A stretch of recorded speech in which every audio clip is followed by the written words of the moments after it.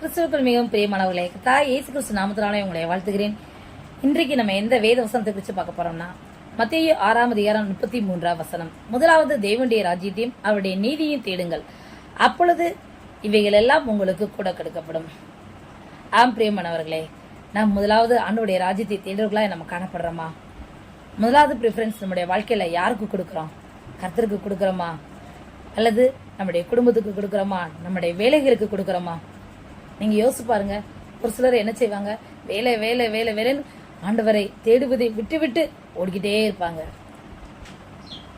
படிக்கிற பிள்ளைகளா இருந்தா ஐயோ படிப்பு தான் முக்கியம்னு சொல்லிட்டு படிப்புலேயே கான்சன்ட்ரேட் பண்ணணும்னு ஆண்டவரை தேடாதபடி படிப்புக்கே அதிக நேரம் செலவழிச்சுக்கிட்டு இருப்பாங்க. இந்த நாள்ல நீங்க எதை செஞ்சுக்கிட்டு இருக்கீங்க? ஆண்டவருடைய ராஜ்யத்துக்கு முக்கியத்துவம் கொடுக்குறீங்களா? ஆண்டவரை தேடுங்க. நீங்க ஆண்டவரை தேடும் போது உங்க வாழ்க்கையில காணப்படுகிற எல்லா தடைகளையும் ஆண்டவர் உடைக்க வல்லவராய் இருக்கிறார். நீங்க எப்படி இந்த நாள்ல நீங்க காணப்படுறீங்க?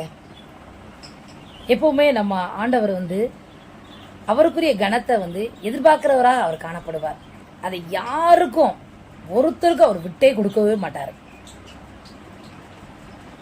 அதனால நம்ம ஆண்டவருடைய ராஜ்யத்தை நம்ம தேடணும்.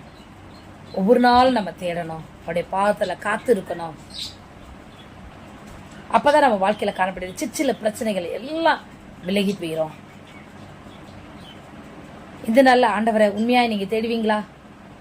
முதல்ல காலையில எந்திரிச்சோடனே முதல்ல ஆண்டவருக்கு முக்கியத்துவம் கொடுங்க. அப்படியே எந்திரிச்சோடனே உன் வேலையை செய்யணும்னு ஓடாதீங்க. ஆண்டவரே இந்த நாளை எனக்கு ஆசீர்வதித்தாங்க அப்படின்னு ஆண்டவருக்கு கொடுக்க வேண்டிய கனத்தை கொடுங்க.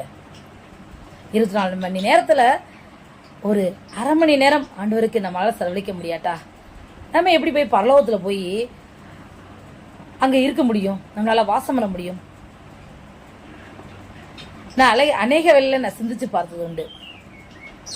நிறைய பேர் சொல்றதை கேட்டது உண்டு. 3 மணி நேரம் ஆலயத்துக்குள்ள எப்படித்தான் இருக்கீங்களோ அப்படின்னு கேட்கிற உள்ளங்கள் நிறைய இருக்கு. இங்கேயே நம்ம எப்படி இருந்தோம்னா பரலோகத்துல போய் நம்மளால எப்படி இருக்க முடியும்?